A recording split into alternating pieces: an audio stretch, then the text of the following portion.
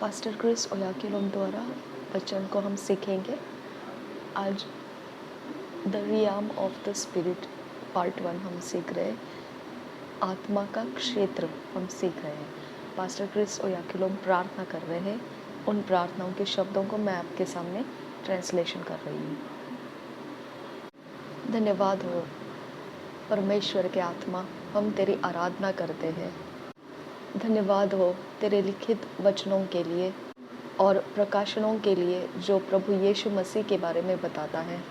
अब हमारा मन, हृदय हम खोलते हैं कि हम आपके वचनों को ग्रहण कर सके और आपके वचनों को समझ सके। आपके वचनों के द्वारा उज्ज्वलित होते जाए और हम आपके वचनों के द्वारा चलाए जाए। आपके वचनों के द्वारा हम उत्तेजित कर दिए जाए और आपके वचनों के द्वारा हम ताज़ा बनते जाएं। पवित्र आत्मा के द्वारा प्रभु यीशु मसीह के नाम में मांगते हैं पिता। आमीन, आमीन, आमीन। हम वचन को ग्रहण करने जा रहे हैं। अभी हम दो भाग देखते हैं, दो क्षेत्र देखते हैं और वो दो क्षेत्र ये है कि एक क्षेत्र है मृत्यु का क्षेत्र। मृत्यु का जो भाग है, मृत्यु का क्षेत्र जो है, जो भी इस दुनिया के अंदर जन्म लिया है वो मृत्यु के क्षेत्र में ही प्रवेश किया है। आत्मा में मनुष्य मरा हुआ ऐसा पृथ्वी के ऊपर जन्म लेता है, जो आत्मा में मरा हुआ है, लेकिन पृथ्वी के ऊपर वो जन्म लेता है। तो उसका जन्म लेना, पृथ्वी के अंदर आना, ये मृत्यु में प्रवेश करना हो जाता है। ये मृत्यु के क्षेत्र में वो जन्म लिया है। वो जन्म लेता है पृथ्वी के ऊपर। हम समझते हैं वो जन्म लिया, लेकिन वो जन्म नहीं लिया। वो जन्म लिया जिस क्षेत्र में वो परमेश्वर से अलग कर दिया क्षेत्र है, वो मृत्यु का क्षेत्र है। तो वो परमेश्वर से अलग किया हुआ ऐसा वो जन्माया गया और वो मृत्यु के क्षेत्र में आता है इस जगत के अंदर। अब इस मृत्यु के जगत में उसने जन्म लेने के बाद में उसका सारा बढ़ने का प्रक्रिया जो होता है, उसका बढ़ने का जो अवस्था है वो सीखता जाता है और आगे उसका लाइफ बढ़ता जाता है। वो सब कुछ मृत्यु के क्षेत्र का ही वो सीखता जाता है, उसी में वो बढ़ता जाता है। आपको वो वचन तो पता ही होगा कि जो उत्पत्ति के तीसरे अध्याय में, उत्पत्ति के पहले अध्याय में ये बात को, नहीं, उत्पत्ति के दूसरे अध्याय में, उत्पत्ति के दूसरे अध्याय में ये बात को परमेश्वर ने लिखा है कि तुम सब फलों को खा सकते हैं, सारे पेड़ों के फलों को खा सकते हैं, लेकिन तुम भले और बुरे ज्ञान के फल को नहीं खाना, और जिस दिन तुम उसे खाओगे तुम निश्चित मर जाओगे। तो ये उत्पत्ति के 2 अध्याय में लिखा हुआ वचन है। 16, 17, 18 वचन में आपको ये मिल जाएगा। फिर आगे हम देखते हैं कि मनुष्य ने क्या कर दिया, उसी फल को खाया। तो वो फल तो निश्चित मृत्यु देगा, ऐसा परमेश्वर ने कहा था। जैसे उसने खाया तो वो निश्चित मृत्यु का जो अवस्था है, जो हम समझते हैं मृत्यु क्या होती है, इंसान कैसे मर जाता है, जो हम समझते हैं वैसा उसका कुछ भी मरा नहीं। वो तो वैसे ही जीवित होकर चलता ही जा रहा था। लेकिन एक घटना हो गई उनके साथ में। जैसे उन्होंने वो फल को खाया, तो जैसे ही खाओगे फल, तो परमेश्वर ने बोला था निश्चित मृत्यु हो जाएगी। तो निश्चित का जगह में जो मृत्यु है वो तो वहाँ उनके ऊपर दिखा नहीं, लेकिन निश्चित जो तुरंत उनके साथ हो गया वो ये हुआ कि उनकी आंखें खुल गई और वो एक दूसरे की नग्नता को देखने लगे। ये निश्चित वहाँ पर घटना घट गई थी।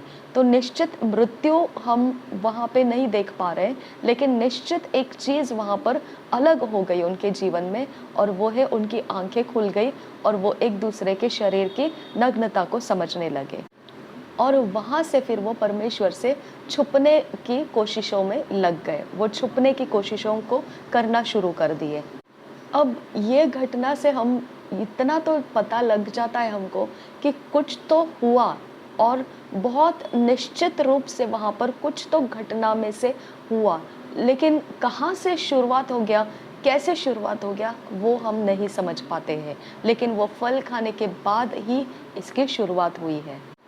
फिर आगे हम दूसरे अध्याय के आगे वचनों में हम पढ़ते हैं कि परमेश्वर आता है पूछताछ करने के लिए, और परमेश्वर पूछता है, वो तीसरे अध्याय में लिखा है। जब वो हव्वा फल खा लेती है तो तीसरे अध्याय, उत्पत्ति के तीसरे अध्याय में आपको ये वचन पढ़ने को मिलेगा। कैसे वो फल खा लिए, 4, 5, 6, 7 वचन के साथ आपको आगे आगे मिलेगा। तो वहाँ परमेश्वर जब फल खा लिया ये आदम और हवा ने, उसके बाद वो छुपने लगे, उनको अपनी अपनी नग्नता दिखने लगी। अब वो छुपने के समय उन्होंने परमेश्वर के चलने की आवाज़ को सुना।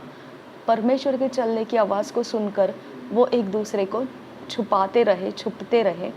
वो सामने नहीं आना चाहते थे, और परमेश्वर ने उनको आवाज़ लगाकर पूछा, तुम कहाँ हो आदम, तुम कहाँ हो? अब ये बात हम समझते हैं कि परमेश्वर को पता है आदम क्या किया, क्या कहा है, वो जानता है। फिर भी परमेश्वर यहाँ पर एक ऐसा खेल कर दिया कि वो आदम को पुकार रहा है, और आदम को वो आवाज़ दे रहा है और पूछ रहा है, तो कहाँ है? और आदम छुपने की कोशिशों में लगा रहता है, परमेश्वर के सामने वो आना नहीं चाहता है। और परमेश्वर ऐसा एक उनके सामने प्रदर्शित करता है कि जैसे वो ढूंढ रहा है आदम को, और वो आदम को पुकार रहा है, जैसे कि उसको पता ही नहीं आदम क्या किया और कहाँ पर है। तो आदम ने फिर आवाज़ देकर बताया कि मैं छिपने की कोशिश में लगा हूँ, क्योंकि मैं नंगा हूँ और मैं कुछ आपका सामना नहीं करना चाहता हूँ। इसके लिए मैंने आपके आवाज़ को आवाज़ नहीं दिया, मैंने आपकी आवाज़ तो सुनी है। जब आप आए मैंने आपकी आवाज़ सुनी, आप मुझे पुकार रहे मैंने सुनी, लेकिन मैं नंगा था। इसकी वजह से मैं अपने आप को छुपा के रखा था, आपके सामने आना नहीं चाहता था। और परमेश्वर बोलता है, किसने तुझे बताया कि तू नंगा है? किसने बताया तुझे? अब परमेश्वर ने पूछा उसको, क्या तूने वो फल खाया जिसको नहीं खाने के लिए मैंने बोला था? और आदम कबूल करता है, हाँ मैंने वही फल खाया जिसको तूने नहीं खाने के लिए कहा था। और उसकी वजह उसने बताया कि तूने दिया हुआ स्त्री जो है उसके हाथों से ये फल खाया, उसने मुझे ये फल खिलाया। अब स्त्री को परमेश्वर ने पूछा, तूने ये क्या किया? तब स्त्री ने उसको बोला कि मैंने नहीं किया ये, मुझे तो सर्प ने दिए बोला और मैंने सर्प की सुनी। और सर्प की सुन के मैं धोखा खा गई, और मैं धोखा खाकर वो फल को खा लिया। अब ये बात समझने के लिए है आपको कि परमेश्वर ने आदम को पूछा, क्या किया तूने? और हव्वा को पूछा, तूने क्या किया? आदम को पूछा, तुझे किसने बोला तू नंगा है? हव्वा को पूछा, तूने ये क्या किया? लेकिन उसने सर्प को कुछ भी नहीं पूछा, उसने शैतान को कुछ भी नहीं पूछा। तो शैतान के साथ हमको कोई वार्तालाप करने की ज़रूरत नहीं है। वो कुछ भी करता है, कुछ भी नहीं करता है, हमारे से उसकी कोई बातचीत नहीं है। परमेश्वर उसके साथ बात नहीं करता है, परमेश्वर उसके साथ बहस नहीं लगाता है, और ना ही उसके साथ कुछ भी सवाल जवाब करता है। अब वहाँ से हम देखते हैं कि मनुष्य परमेश्वर से डरने लगा, परमेश्वर से छुपने लगा, और परमेश्वर से दूर होकर जीने लगा, क्योंकि वह नंगा था। अपने आप को वो एक दूसरे के नंगेपन को देख पा रहे थे। तो अब आपको सवाल करने की ये बात हो जाती है कि अगर वो फल खाने के बाद एक दूसरे के नंगेपन को वो देखने लगे थे, तो इसका मतलब फल खाने के पहले वो क्या पहने रखे थे कि उनको वो दिखाई नहीं दे रहा था। इसका मतलब है कि वो कुछ तो पहनते होंगे जिसके कारण उनको अपने एक दूसरे के नंगेपन दिखाई नहीं दे रहे थे। कुछ लोग बोलते हैं कि वो महिमा के वस्त्र पहने हुए थे। तो मैं पूछना चाहता हूँ, पास्टर क्रिस कहते हैं ऐसे कि महिमा के वस्त्र क्या है फिर? परमेश्वर के महिमा के वस्त्र क्या है फिर?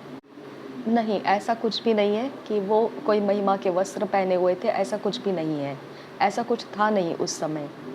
तो हम इसके बारे में ये बात को साबित कर सकते हैं कि जो आदम और हवा फल खाने के बाद अपने आप को नग्नता में देखने लगे थे, इसका मतलब उनके वस्त्र उतर गए थे। इसका मतलब है कि फल खाने के पहले उनके ऊपर कोई वस्त्र रहा करता था, जो अब नहीं रह रहा है।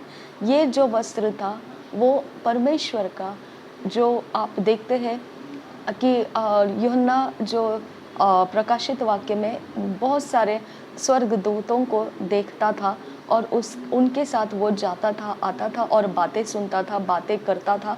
तो वहाँ वो स्वर्गदूत उसको नग्न नहीं दिखते थे। जब गब्रियल स्वर्गदूत आया था मरियम के पास, तब वो नग्न होकर नहीं दिखाई दिया था। वो कुछ पहने हुए वस्त्र थे उसके पास। तो अब्राहम के पास जब स्वर्गदूत आए थे, जिनको उसने खाना खिलाया, वो वस्त्र पहने हुए थे। तो इसका मतलब क्या बनता है कि आत्मिक जगत में वस्त्र है, और वो ही वस्त्र जो परमेश्वर ने दिए हुए वस्त्र हैं, वो वस्त्र आदम और हवा भी पहने हुए रहा करते थे।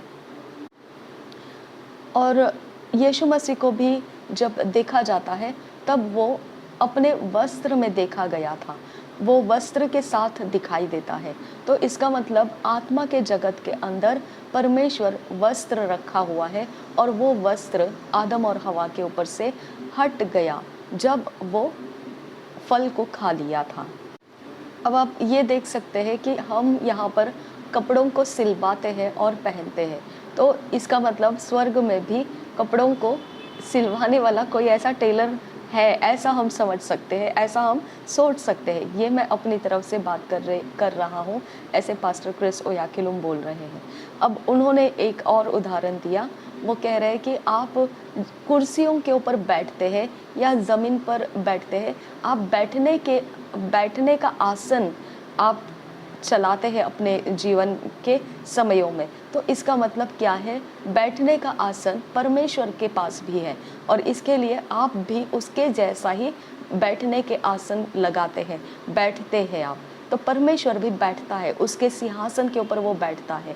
अब हमने यहाँ पर कुर्सियों को बनाया है, तो हम कुर्सियों के ऊपर बैठते हैं। तो हम बैठने की क्रिया इसीलिए करते हैं क्योंकि परमेश्वर भी उसके आसन के ऊपर बैठता है, और हम भी यहाँ पृथ्वी के ऊपर अपने कहीं पर भी आसन पर बैठते हैं। आपने उत्पत्ति के पहले अध्याय का जो 26-27 वचन में आपने देखा होगा कि वहाँ परमेश्वर ने बोला कि हम मनुष्य को बनाएंगे, और मनुष्य को हमारे स्वरूप में बनाएंगे। इंग्लिश में ऐसा लिखा है, उसके इमेज में और उसके लाइकनेस में, परमेश्वर के स्वरूप में और परमेश्वर के समानता में। तो स्वरूप में मतलब जैसा वो दिखता है वैसा ही मनुष्य दिखेगा। देखने में दोनों अलग नहीं दिखेंगे, देखने में बिल्कुल समानता रहेगा। जैसा परमेश्वर है वैसा ही मनुष्य दिखेगा। और दूसरा है उसका समानता, उसके लाइकनेस, यानी जैसा परमेश्वर का क्रिया करता है, कार्य करता है, जैसे उसके क्रियाशीलता है, वैसी ही हमारे अंदर भी उसकी क्रियाशीलता रहेगी। उसी प्रकार के काम हमारे जीवन में से भी होते जाएंगे। अब ये बात है कि परमेश्वर ने आदम को पूछा, तुझे किसने बताया कि तू नग्न है? तो उसका कहना ये था कि आदम, तेरे पास ये ज्ञान कहाँ से आया कि तूने अपने एक दूसरे के नग्नता को समझने लगा कि ये नग्नता है? किसने तेरा ये ज्ञान खोल दिया? क्या तूने वो फल खाया जो मैंने मना किया था? तो परमेश्वर आदम को ये पूछ रहा था, तेरे वस्त्र किसने निकाल दिए? ठीक है, तेरे वस्त्र निकाल दिए और तुझे नग्नता मालूम पड़ने लगा, तो ये काम किसने किया? ये परमेश्वर पूछ रहा है उसको। अब आदम ने बता दिया, तो परमेश्वर ने बता दिया, क्या तूने वो फल को खाया जिसको मैंने मना किया था? क्योंकि वो फल के अंदर क्या था? ज्ञान था। और वो कौन सा ज्ञान था? भला और बुरा ज्ञान था, और उस फल को खाना नहीं, ऐसा परमेश्वर ने बोला था। तो उसका, आदम का अवस्था को समझते हुए परमेश्वर ने उसके ज्ञान की शुरुआत कहाँ से हुई इसका अंदाज बताया। ये तेरा जो ज्ञान है, जो तू नग्नता को देख पा रहा है, एक दूसरे के नग्नता को तू समझ पा रहा है, ये तुझ में खुला हुआ ज्ञान है।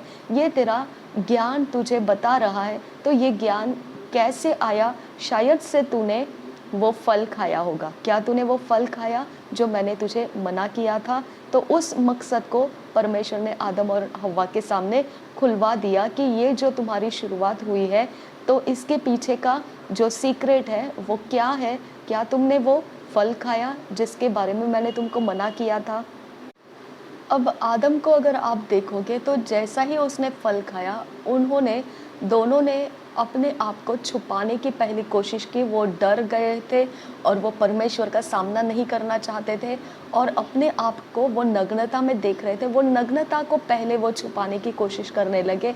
वो नग्नता को छुपाने का उन्होंने ज़रिया जो पकड़ लिया वो था अंजीरों के पत्तों को सिलाना। तो अंजीरों को पत्तों को सिलाकर उन्होंने अपने नग्नता को छुपाने का क्रिया शुरू कर दिया था।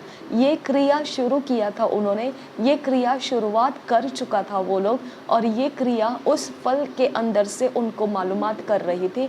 भले बुरे ज्ञान का जो फल था उसके अंदर से उनको चलाना शुरू कर रही थी। ये सारी बातें आप पढ़ सकते हैं, उत्पत्ति के 3 अध्याय में इसे लिखा हुआ है। आप उसमें से कभी समय लेकर पढ़ सकते हैं इसे। अभी सोचने की बात ये है कि क्या पहले उनके पास आंखें नहीं थी? जो अभी आंखों से वो देख रहे अपने आप को नग्न, वो पहले क्यों नहीं देख रहे थे? और अभी जो फल खाया उसके बाद ही उनकी आंखों में ये बदलाव कैसे आ गया? यही बहुत अचंभित कर देता है सब कुछ को, क्योंकि देखो वही आंखें हैं जो वो फल खाने के पहले उनके शरीर पर रखी गई थी, और वही आंखें फल खाने के बाद कुछ अलग अब काम करना शुरू कर दी है। फल खाने के पहले वो तो नग्नता को कोई बात को मायने नहीं दिए थे, लेकिन फल खाने के पहले उनको कुछ ये बातों का परेशानी नहीं था। लेकिन फल खाने के बाद उनको यही आँखों में कुछ रोशनी ऐसे मिल गई जो उनको समझ के साथ बता रही है कि ये नग्नता है, इसे छुपाए रखना है, इसका सामना इस नग्नता में किसी के सामने नहीं जाना है और परमेश्वर के सामने नग्न नहीं उपस्थित होना है और परमेश्वर से छुप के बैठना है। और वो नग्नता उनके लिए डर का कारण पैदा करता है। वो डर का कारण उनके अंदर आ गया। उसका कारण यह है कि वो नग्न है। नग्नता मनुष्य के अंदर डर को पैदा कर देता है। डर, क्या चीज़ का डर? परमेश्वर का सामना करने का डर उनके अंदर बैठ गया कि नग्नता के साथ मैं परमेश्वर का सामना नहीं कर सकता हूँ।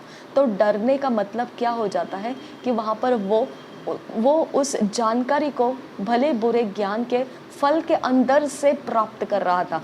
डर का मतलब क्या होता है? डरना क्यों है परमेश्वर के सामने? अब नग्न है, इसके लिए डर का उपज आना बहुत ज़रूरी हो गया।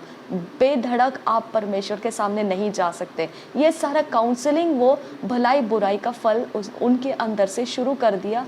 जैसे उनके अंदर से वो समझदारी को लाने लगा, वैसे वैसे वो अपने ऊपर कार्य करने लगे, क्रियाएं करने लगे।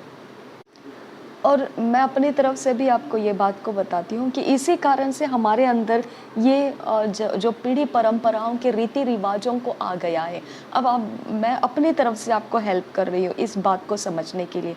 ये पास्टर क्रिस के द्वारा नहीं बोल रही हूँ, मैं अपनी तरफ से आपका फोकस ला रही हूँ। क्या डरना है आपको तिथियों से? क्यों डरना है आपको इविल टाइमिंग से? क्या कारण है आपका वो समय को पालन करना कि ये समय में ही बाहर जाना, ये समय में बाहर नहीं जाना? क्योंकि वो समय का ज्ञान, वो समय की समझदारी उस भले बुरे ज्ञान के अंदर से उपजती है। ओके, अब डरना, परमेश्वर का सामना करने से डरना, डर का मतलब क्या है? डर का मतलब है हम हानि नहीं होना चाहिए। अगर इसको हम डर हटा के बेधड़क कुछ करने की कोशिश करेंगे तो उसकी हानि हो जाएगी। यानी हमारे शरीर के बातों का डर हमारे ऊपर आ गया। ओके, बाहर हम बेधड़क नहीं जाते हैं क्योंकि हम डर है हमारे अंदर कि नहीं, ये समय में बाहर जाएंगे तो इस तरह से हमको कुछ प्रॉब्लम हो जाएगा, ये समय में बिजनेस स्टार्ट करेंगे तो इस समय का कुछ प्रॉब्लम हो जाएगा हमको, वो समय में हमने कुछ घर में प्रवेश किया तो इस समय का हमको कुछ इस तरह का हमको प्रॉब्लम हो जाएगा। ऐसा हमारे अंदर का पीढ़ी परंपरा के अंदर लोगों ने रीति रिवाजों के द्वारा इस बुद्धि को इस्तेमाल किया है। ओके, इस ज्ञान में से निकलने वाला उपज को उन्होंने पृथ्वी के ऊपर फैलाया है। ओके, वो ज्ञान के बारे में परमेश्वर बोलता है, तुमको किसने बोला कि इतने बजे बाहर निकलोगे तो नुकसान होगा? ओके, क्या तुमने अपने समझ का सहारा लिया? यही बात आज भी परमेश्वर पूछता है। ओके, तुमको किसने बोला कि तुम फेल हो गए हो? क्या तुमने अपने बुद्धि का, अपनी समझ का सहारा लिया कि ये मैं फेल हो गई हूँ ऐसा, या मेरे से कुछ बन नहीं रहा है, मेरा कुछ अच्छा नहीं हो रहा है, मेरा कोई मैरिज प्रपोजल बन नहीं रहा है, मेरा कोई रिश्तेदार नहीं है, मेरा कोई ये नहीं है? ये किसने बोला तुमको? तुम्हारे ही ज्ञान के फल के ये समझ को तुम अपने अंदर से रटते रहते हो, उसी को फॉलो करते रहते हो, और उसी के आधार से तुम कुछ काम करने के लिए जाते हो, और वो काम जब बिगड़ जाता है तब तुम मेरे पास आ जाते हो कि ये काम मेरा बिगड़ गया है, अब मैं क्या करूं? ओके, तो परमेश्वर का आपके अंदर का सवाल यही है कि तुमको किसने बोला कि तुम्हारा काम बिगड़ गया है? तुम्हारी समझ ने बताया, परमेश्वर ने नहीं बोला। तुमको किसने बोला? सारी चीज़ें जो तुम्हारी समझ के अंदर से निकलती है वो निगेटिविटी को भी साथ लेकर चलती है, वो निगेटिविटी के साथ तुमको बताती है, और उस निगेटिविटी के ऊपर आप खुद अपना उपाय लगाने लगते हैं। ओके, आप खुद प्लान ए में से प्लान बी को पकड़ना शुरू करते हैं, क्योंकि ये समय बर्बाद नहीं करना है। चलो प्लान ए ख़त्म हो गया, अब तो नहीं पॉसिबल, तो अब प्लान बी में जंप करेंगे, अब प्लान सी में जंप करेंगे, अब प्लान डी में जंप करेंगे। तो आप प्लान के ऊपर प्लान बदलते ही जाते हैं। अपना लाइफ आप उन चॉइसेस को ही जीते हैं जो आपके भले बुरे ज्ञान के समझ के आधार से आपको मिल रही होती है। ओके, और परमेश्वर के पीछे आप चल रहे हैं, आप परमेश्वर के भजन गाते हैं, आराधना करते हैं, परमेश्वर को आप बोलते हैं हम प्रेम करते हैं, विश्वास करते हैं, लेकिन ज़िंदगी में आपकी असफलता आपके साथ है, ज़िंदगी में दुख दर्द आपके साथ है, ज़िंदगी में डर आपके साथ है, ज़िंदगी में ट्रेडिशंस आपके साथ हैं, क्या करने से क्या होता है ये सब ज्ञान आपके साथ है, और सरफेस के ऊपर आप बताते हैं परमेश्वर के साथ हम हैं। तो बैकग्राउंड में तो आप पूरा अपना खुद का जिम्मेदारी उठा रहे हैं, खुद अपनी जिम्मेदारी से अपनी समझ के साथ ज़िंदगी को जी रहे हैं, अपनी जिम्मेदारी के कंट्रोल में ही आप अपनी ज़िंदगी को चला रहे हैं, और सरफेस के ऊपर लोगों के सामने आप सब कुछ क्या बता रहे हैं कि हम मसीही जीवन जी रहे हैं। तो सरफेस के ऊपर जो चल रहा है वो लोग देखकर आपको मसीही बोल सकते हैं, लेकिन अंदर आपका बैकग्राउंड जो आप चला रहे हैं वो परमेश्वर देख रहा है, और वो परमेश्वर आपको देखकर पूछता है तुझे किसने बोला कि ये सब चलना है? तुझे तुम्हारी खुद की समझ ने तुमको बताया है। ये मैं अपनी तरफ से आपको फोकस करके बता रही हूँ, क्योंकि ये कारण बनता है आपके लाइफ का बिगड़ने का। ओके, ये कारण बनता है आपका लाइफ डगमगाने का। ओके, ये कारण बनता है आप कैसे रिएक्ट करते हैं दूसरों के साथ। ओके, कैसा, कौन से वाइब्रेशंस, कौन से फ्रीक्वेंसीज के साथ आपका कैसा बर्ताव हो रहा है आपके एटमॉस्फेयर के अंदर, ये आपके अंदर बैकग्राउंड में क्या आपने रखा हुआ है, आपके बिलीफ सिस्टम में, आपके विश्वास के जगहों में आप उसी विश्वास को चल रहे हैं, और वो रियाम का दुनिया अलग रहता है। ओके, उस रियाम के स्पिरिट्स अलग रहते हैं, उस रियाम के अंदर से आपको नतीजे भी वो स्पिरिट्स के रियाम के अनुसार आपको मिलेंगे, परमेश्वर के वचन के अनुसार नहीं मिलते हैं। ओके, इसके लिए आपको ध्यान रखना है कि बैकग्राउंड में भी आपको परमेश्वर का ही पूरा फाउंडेशन रखना है, और सरफेस में भी परमेश्वर को ही आपका फाउंडेशन बना के रखना है, ताकि आप जब कुछ भी करते हैं तो आपका बैकग्राउंड, आपका बिलीफ सिस्टम है, विश्वास का दुनिया है, वो आपके बैकग्राउंड में, वो बैकग्राउंड में से आप उपज को लाएंगे तो सरफेस में भी वही उपज को लाएगा, क्योंकि आपका जो फाउंडेशन है बैकग्राउंड में वो वचन का फाउंडेशन है, और वचन के ऊपर डाला गया स्टेप्स वो फुलफिल होता है, वो प्रॉफिटेबल होता है, और उसका कोई भी किसी भी प्रकार का स्पिरिचुअल रियाम का किसी भी दबाव के नीचे वो कुचला नहीं जाता है, क्योंकि वो इनकरप्टिबल सीड है, वो अविनाशी बीज है, उसे उसे नाश नहीं किया जा सकता है। आपने फाउंडेशन में से वचन को उठाया और वचन को सामने रखा, उस वचन के आधार से आपने कुछ शुरुआत किया, उस वचन के आधार से आपने कुछ एग्जाम्स लिखा, उस वचन के आधार से आपने कुछ जगह में आपका प्रोजेक्ट्स को, कॉन्ट्रैक्ट्स को साइन किया। आप फेल नहीं हो सकते, आप उसमें डिस्करेज नहीं हो सकते, डिसअपॉइंट नहीं हो सकते, क्योंकि वो इनकरप्टिबल बीज है। उसको डिस्ट्रॉय करने के लिए दूसरे स्पिरिचुअल रियाम्स अटैक करेंगे, लेकिन वो नाश कर ही नहीं सकते हैं। वो सिर्फ दबा सकते हैं, लेकिन वो नाश नहीं कर सकते हैं। तो हम खुद अपनी समझ का सहारा लेकर उस बात को एक्सेप्ट करते हैं कि हमारा तो सामना निराशा से हो गया, हमारा तो सामना डिस्करेजमेंट से आ गया, हमारा तो सामना डिसअपॉइंटमेंट से आ गया, हमारा तो सामना बीमारी से हो गया, हमारा तो सामना कुछ तो फेलियर से हो गया। ये हम अपने समझ का सहारा लेकर हम उस बातों को, उस रिजल्ट्स को एक्सेप्ट कर लेते हैं। ओके ये एक्सेप्ट करना ये हमारी गलती है। परमेश्वर बोलता है मैंने तुमको नहीं बोला तुम नंगे हो, तुमको किसने बोला? मैंने तुमको नहीं बोला कि तुम फेल हो, तुमको किसने बोला? ओके तो हमने क्यों एक्सेप्ट करना है इसको? देखो अगर आप फेल हो गए तो आपको आगे का नेक्स्ट रिजल्ट्स पाने का रास्ता बंद हो जाता है। इसके लिए आप उसको एक्सेप्ट कर लेते, क्योंकि आपको अलाउड नहीं किया जाता है कि आप आगे का रास्ता पकड़ो। आपको आगे का रास्ता पकड़ना, उसके बाद आप जिस डेस्टिनी में पहुंचना चाहते उस डेस्टिनी में पहुंचना आपके बाधाएं बन जाती है, आपको अटकाया जाता है, आपको फ्रीडम नहीं है, फिर भी जाके उस डेस्टिनी में जाके बैठ जाओ, आपको फ्रीडम नहीं है। लेकिन परमेश्वर कहता है मैंने तुमको नहीं बोला है फेल। ओके तुमने क्यों एक्सेप्ट किया? तुम ये एक्सेप्ट करो मैं पास हूँ, मैं नेक्स्ट स्टेप में हूँ और मैं उस डेस्टिनी में बैठ चुकी हूँ। ओके मैं उस डेस्टिनी में जा चुकी हूँ, मैं उस डेस्टिनी में हो चुकी हूँ, मुझे कोई अटका नहीं सकता है। ये आपका बैकग्राउंड होना चाहिए, ये आपका स्ट्रेंथ होना चाहिए। अगर ये स्ट्रेंथ आपके अंदर नहीं है, ये स्ट्रेंथ के बदले में आपने अपने समझ का सहारा लिया कि सामने तो दरवाज़ा बंद दिया है, सामने तो हमारे लिए बंद कर दिया है, आगे जाने का तो हमको अलाउड नहीं है, आगे जाने के लिए हमारा कोई पॉसिबिलिटीज़ नहीं है, तो वो आप खुद बना दिए हैं, वो दीवारें आप खुद बना चुके हैं। वो परमेश्वर बोलता है मैंने नहीं बनाया वो दीवार, मैंने आपको फ्रीडम दे दिया है, मैंने आपको बोला है विश्वास के द्वारा प्राप्त कर लो अपनी सारी चीज़ों को, लेकिन तुम प्राप्त नहीं करना चाहते। तुम अपने समझ को सहारा लेकर जो सामने दिखता है उसके ऊपर भरोसा कर रहे हो, मेरे वचन पर तुम भरोसा नहीं कर रहे हो, क्योंकि वचन दिखा नहीं रहा है आपको कि सामने का रास्ता खुला है, वचन दिखा नहीं रहा है आपको कि सामने आप अपने जगह पर, अपने डेस्टिनी पर पहुंच गए, वचन दिखा नहीं रहा है आपको। इसके लिए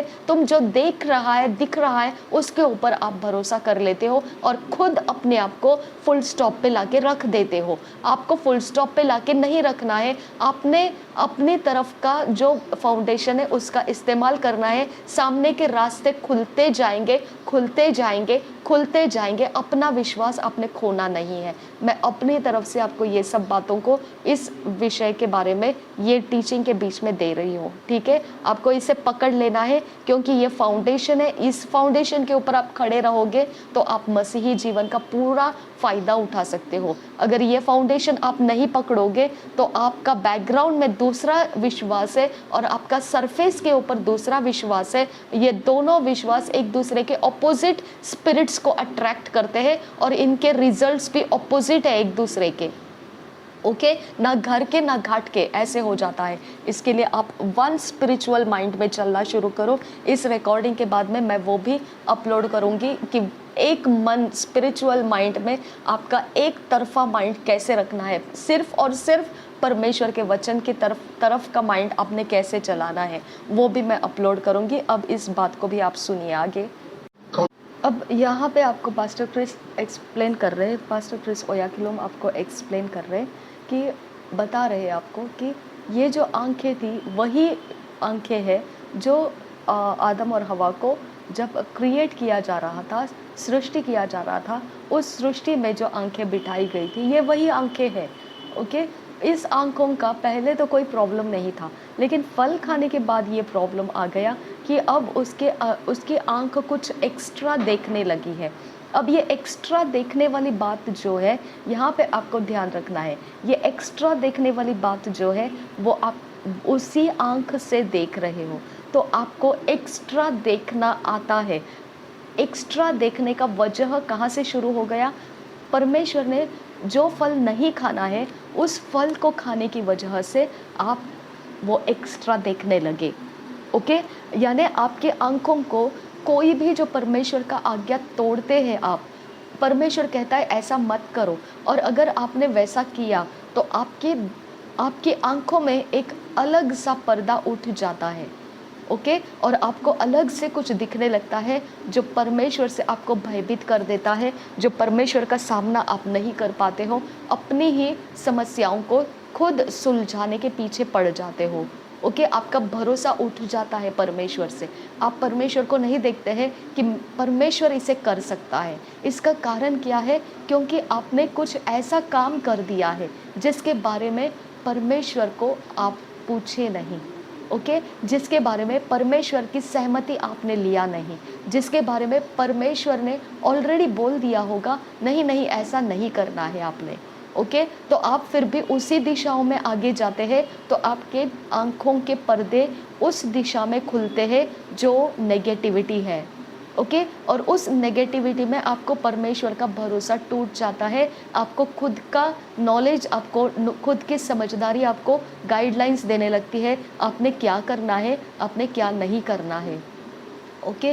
और परमेश्वर का सामना नहीं करते हैं उस समय आप परमेश्वर के सामना करने से भला आप खुद को परमेश्वर से दूर रखने की कोशिश करते हैं। तो हम समझ जाना है, जितने भी हमारी समस्या है, जिसके अंदर परमेश्वर का भरोसा हमको नहीं आ रहा है, तो इसके अंदर हमारी गलती है कि हमने कुछ ऐसे काम कर रखे हैं जो परमेश्वर ने बोला है नहीं करना।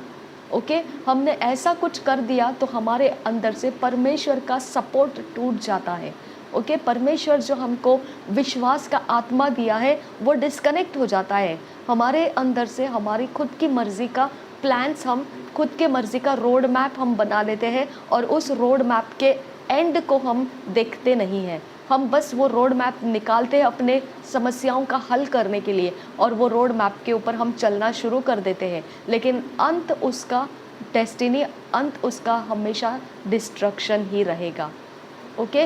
तो ये तरह से हम इस बात को समझना है आज के वक्त में। मेरे पास एक वचन भी है इसके बारे में, मैं हमेशा उसे याद रखती हूँ। मुझे एक मेरे मेंटर ने उसे दिया था, वो वचन बहुत सालों पुराना, लेकिन फिर भी वो मेरे दिमाग में ताज़ा है। उन्होंने मुझे वो वचन बताया था क्योंकि मैंने उनको सवाल किया था, ऐसा क्यों है कि मैं ये करती हूँ और मेरे एंड में डिस्ट्रक्शन का एंड क्यों आ जाता है? तो उन्होंने मुझे बताया कि मैन प्लान्स करता है, प्रोवर्ब्स में लिखा है। ओके? मनुष्य योजना करता है, लेकिन उसको उसका अंत नहीं पता रहता है और वो नाश में चला जाता है। ओके? तो मनुष्य की योजनाएं हमेशा नाश की तरफ ही लेकर जाएगी। भले बुरे ज्ञान के तहत आकर आप कुछ भी करो। ओके? हो सकता है आप वो घड़ी में आपने कुछ किया और आपको तसल्ली आ गया कि हाँ मैंने ये घड़ी में किया है और मेरा ये काम सफल हो गया। तो आपको आइज़ाया के बुक में, प्रोफेसी के बुक में आपको पढ़ने को मिलेगा। परमेश्वर कहता है, इवन भजन संहिता में भी लिखा है, परमेश्वर कहता है कि मैं फिर तुम्हारी परीक्षा करूंगा जब तुम्हारे संकट आएंगे। ये नीति वचन में भी लिखा है, जब तुम्हारे संकट आएंगे तब मैं तुमको उन्हीं आइडल्स के हाथों में दे दूंगा जिसके ऊपर भरोसा तुम करके तुम्हारे कामकाजों को समय समय पर करते थे। ओके? तो वो आइडल्स के समय है, वो आइडल्स के समय के ऊपर मैं तुमको छोड़ दूंगा। जाओ अपने चैलेंजेस को उनको बताओ और उनसे तुम्हारे सुलझाव को लेकर आ जाओ। ओके? तुम नाश हो जाएंगे अगर इस तरह से आप करते रहेंगे, नाश हो जाएंगे। फालतू के आप ये काम के पीछे नहीं जाना है। हमको सीधा रास्ता दिया है परमेश्वर ने, सीधा रास्ता चलना है। जो हमको परमेश्वर ने बोला है कि ये मेरा रास्ता नहीं है, तो आपने वो रास्ता को लेना ही नहीं है। जो परमेश्वर बोलता है ये मेरा रास्ता है, आप उसी रास्ते से चलिए। आपको उसके अंदर फ़ायदे का देखना नहीं है, आपको ये देखना है कि परमेश्वर विश्वास योग्य है। जब उसके वचन को लेकर आपने कुछ स्टेप उठाया है तो 100% है कि उसकी डेस्टिनी भी सुरक्षित है। ओके, आपको कुछ भी दिखाई दे रास्ते में, ओके, आपको फ़र्क नहीं पड़ता है। आपके रास्ते में आपको कुछ भी दिखाई दे, फेलियर, डिप्रेशन, नेगेटिविटी, डिस्करेजमेंट, लोगों के ताने-माने, कुछ भी दिखाई दे, फ़र्क नहीं पड़ता है। आपकी डेस्टिनी 100% श्योर है। जो परमेश्वर का वचन कहता है, वही आपका डेस्टिनी का विश्वास दिखाता है, वही आपके डेस्टिनी का निश्चितता दिखाता है। ओके, तो आप ये बात को भी अच्छे से समझ लीजिए कि मनुष्य की योजनाएँ हमेशा डिस्ट्रक्शंस में जाती है। तो अब आदम और हवा ने क्या किया, पास्टर क्रिस ओयाखिलोम समझा रहे हैं। अब आदम और हवा ने क्या किया, उन्हीं आँखों में उनका एक पर्दा उठ गया, जो वो अनदेखी बात को देखना शुरू कर दिए थे। जो पहले वो देख नहीं पा रहे थे, अभी वो देखना शुरू कर दिए। अब यहाँ पर दूसरे कुरिन्थियों की पत्री 5 अध्याय का 17 वचन हम पढ़ेंगे। पास्टर क्रिस ओयाखिलोम बता रहे हैं। हम पढ़ेंगे दूसरे कुरिन्थियों के 5 अध्याय का 17 वचन। दूसरी कुरिन्थियों की पत्री 5 अध्याय 17 वचन। इसलिए यदि कोई मसीह में है तो वह नई सृष्टि है। और एक बार देखिए इसे, इसलिए यदि कोई मसीह में है तो वह नई सृष्टि है। तो इसका मतलब क्या हो जाता है कि अगर आप मसीह में हैं तो आप नया सृष्टि बन चुके हो। आप उस मृत्यु के अंदर जन्म तो लिए थे, लेकिन अब आप मृत्यु के जगत में से बाहर निकल के एक नया इंसान बन चुके हो। तो मृत्यु के देश के अंदर का जो भी आपके फंक्शनिंग्स थे, क्रियाएं थे, अब वो सारे मर चुके हैं, उसके इफेक्ट्स मर चुके हैं, उसके स्पिरिचुअल किंगडम मर चुका है आपके लिए। ओके, अब उसका कोई भी काम काज के नीचे आपको दबके नहीं रहना है, वो अपना जोर बढ़ा नहीं सकता है आपके ऊपर। आप फ्री हो चुके हैं, आप आज़ाद हो चुके हैं। मृत्यु के प्रदेश का सारा आपके ऊपर का दबाव टूट चुका है। जैसे आप मसीह में आ गए, नया सृष्टि आप शुरू हो चुके हैं। इसमें ऐसा नहीं लिखा है कि आप बनने वाले हैं या आप बनने जा रहे हैं या कभी तो एक आध बार हो जाएंगे, ऐसा नहीं बोला यहाँ। हो ऐसा क्लियरली बोला है, जैसे ही आप मसीह में आते हैं नया सृष्टि आप हो गए हो। तो निश्चित मृत्यु आएगी, ये बात को परमेश्वर ने बोला था आदम और हवा को। अगर तुमने वो फल खाया भले बुरे ज्ञान का तो निश्चित मृत्यु आएगी, ये परमेश्वर ने बोला था। लेकिन वो फल खाया, क्या आपको अभी ज्ञान के आधार से पता है मृत्यु का मतलब क्या है? क्या वो मृत्यु में दिखाई दिए? नहीं, लेकिन वो मृत्यु के जगत के अंदर के उनके आंखों के पर्दे हट गए, है ना। तो आपके आंखों के पर्दे हट जाएंगे अगर आप मसीह में आ गए, आपके आंखों के पर्दे हट जाते हैं, ठीक है। तो उनके अंदर क्या हो गया, एक अलग समझदारी शुरू हो गई। तो आपके अंदर भी मसीह में आने से क्या शुरू हो जाता है, एक अलग समझदारी आपके अंदर शुरू हो जाती है, जो अन्य जाति के अंदर अभी नहीं है। जो मसीह के बाहर के लोग हैं उनके लिए वो समझदारी खुली हुई नहीं है, सिर्फ आपके लिए वो खुलती है जब मसीह में आप आ जाते हैं। आपको यही फ़र्क समझना है। जब आप मसीह में आ गए, अब आपकी दुनिया अलग हो चुकी है। जो मृत्यु के प्रदेश में आपने जन्म लिया था, उसमें से बाहर आके अब आपकी आंखें वो सब देखेगी जो नए सृष्टि के बारे में रहता है। ओके, आदम और हवा की आंखें उस दृष्टि में देखने लगी जो मृत्यु होती है, निश्चित मृत्यु होती है। अब आपकी आंखें मसीह में आ चुकी है, तो वो परमेश्वर के जीवन की बातों को देखेगी, जीवित करने वाली बातों को देखेगी, जीवित रहने वाली बातों को देखेगी। और वो आपका सिम्पटम है, वो आपका साइन है कि आप उस वचन के तहत चल रहे हैं। कौन सा? कि मसीह में आने से आप नए सृष्टि बन चुके हैं। यदि कोई मसीह में आता है तो वो नया सृष्टि बन जाता है। तो आप नया सृष्टि का दृष्टि अपने अंदर खुलवा लिए हैं। ओके, आप मसीह में आ गए हैं तो आपकी दृष्टि नया सृष्टि के हिसाब से खुल चुकी है। नया सृष्टि क्या है, कैसे है, आप नहीं समझ पाएंगे, लेकिन आपकी आंखें नया सृष्टि के तहत जाके उसके हिसाब से शुरू हो चुकी है, ठीक है।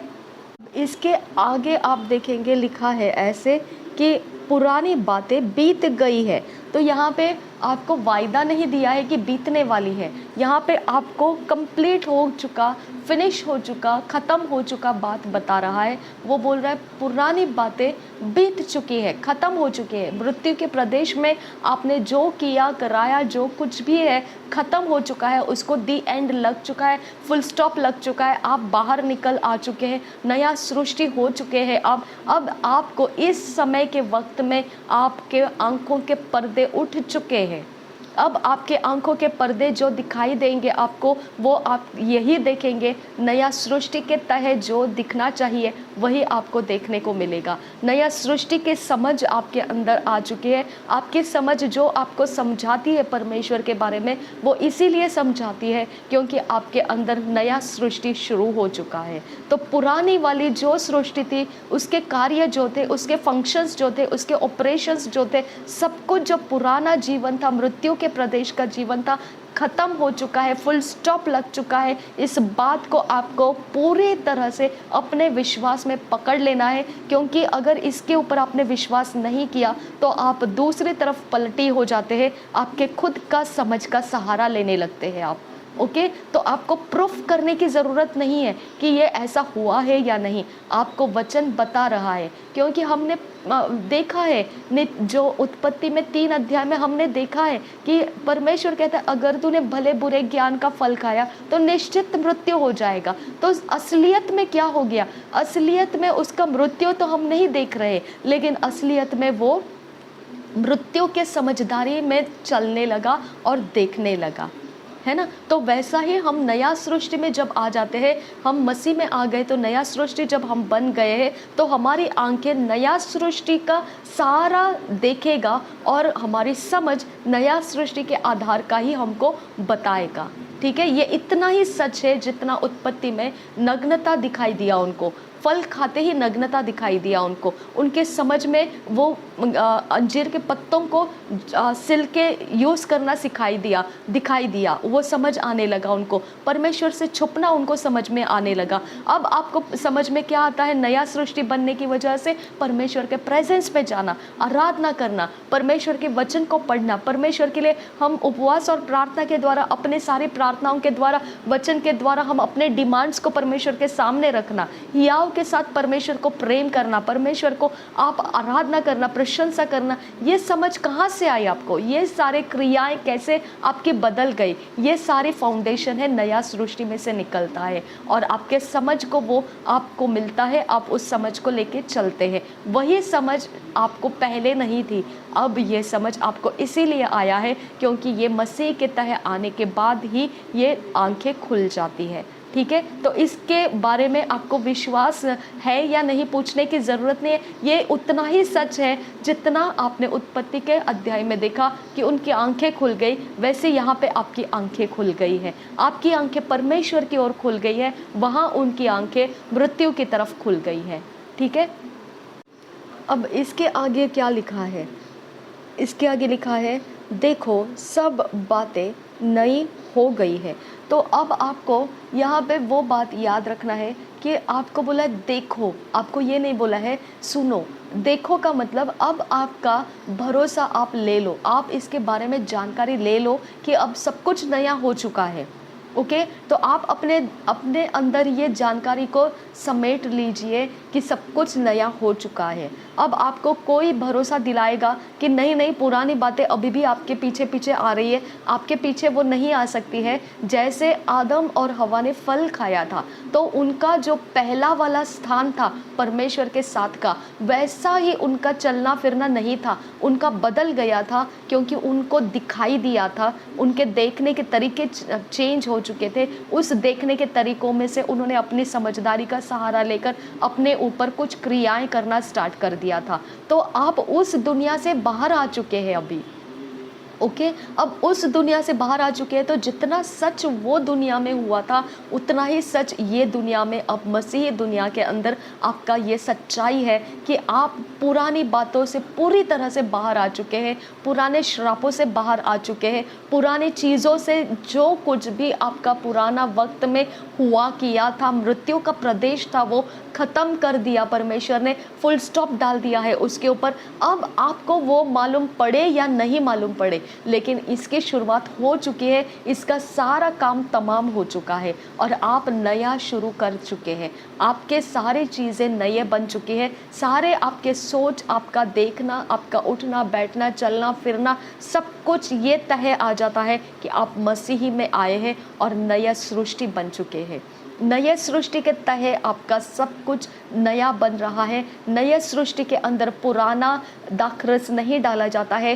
पुराना दाखरस डालने से नया और पुराना दोनों मिलके एक दूसरे को नाश कर देंगे, क्योंकि वो एक दूसरे के साथ जम के नहीं बैठ सकते। आप पिछली दुनिया को भी याद करेंगे जो मृत्यु के प्रदेश ने किया था, और फिर आप नए सृष्टि को भी याद में रखेंगे कि मैं नए सृष्टि हूँ। इसके लिए पृथ्वी के ऊपर मैंने जब जन्म लिया तब मेरे साथ जो हो गया था, मैं उसको भी याद करता हूँ। जब उसका सारा कुछ ख़त्म हो चुका है, परमेश्वर का वचन कहता है, जैसा आदम को कहा था, अगर तूने ये फल खाया निश्चित तेरा मृत्यु हो जाएगा, तो वहाँ आप देखते आदम और हवा मरा नहीं। तो वैसा ही यहाँ पर है, जब परमेश्वर कहता है सब कुछ नया बन चुका है, तो आपको दिखाई नहीं दे रहा है वो कि वो सब कुछ वैसा ही ख़त्म हो चुका है। आपको बिना मेहनत के वो ख़त्म कर दिया गया है। आपका बिना कॉन्शियस के, बिना आपको जानकारी में रखे हुए वो सब कुछ ख़त्म हो गया, कर दिया। परमेश्वर का स्पिरिचुअल रियाम उस जगह में काम किया, वो सारा चीज़ को डिस्कनेक्ट कर दिया आपके लाइफ से, और आप नया सृष्टि में प्रवेश किए हैं। आपकी आंखें नए सृष्टि में खुली हुई है। ओके अब आपकी आंखें परमेश्वर की ओर खुली है, परमेश्वर के बातों की ओर खुली है, परमेश्वर का ज्ञान आपके अंदर आने लगा है। ये स्पिरिचुअल रियाम्स का आपके अंदर का शुरुआत जो है, ये आपको प्रूफ देता है कि आप नए सृष्टि हो चुके हैं। आपको प्रूफ देता है यही बात कि पुराना जो कुछ भी है वो डिस्कनेक्ट हो चुका है, ख़त्म हो चुका है, उसके साथ आपका कोई रिश्ता नहीं है। अब आप जो है वो नया सृष्टि है। आपको जो सोच आता है, आप जो कुछ करना चाहते हैं, आप जो कुछ प्लान रखना चाहते हैं, आप जो कुछ सफलता हासिल करना चाहते हैं, वो ज़ीरो से शुरू हो चुका है और वो डेस्टिनी पाएगा, क्योंकि आपका फाउंडेशन क्या है, सब कुछ नया में से आपको प्राप्त होता जाएगा। और सब कुछ नया में परमेश्वर ने कहा है अपने समझ का सहारा मत ले, यानी आपका बैकग्राउंड में जो कुछ भी पृथ्वी के प्रदेश में से आपने किया होगा, मृत्यु के प्रदेश में से आपने किया होगा, उसका सहारा मत ले। अभी तो वो समझदारी का सहारा अभी भी दुनिया में चल रहा है, तो आपको वही समझदारी के सहारे लिमिटेशंस डाला जाएगा, वही समझदारी के सहारे आपको अटकाया जाएगा, वही समझदारी के सहारे आपको दिखाया जाएगा, और आपको शरीर के फिजिकल रूप में आप आगे बढ़ नहीं सकते हैं। बिना सिग्नेचर के चेक कभी बैंक अकाउंट में लिया नहीं जाता है।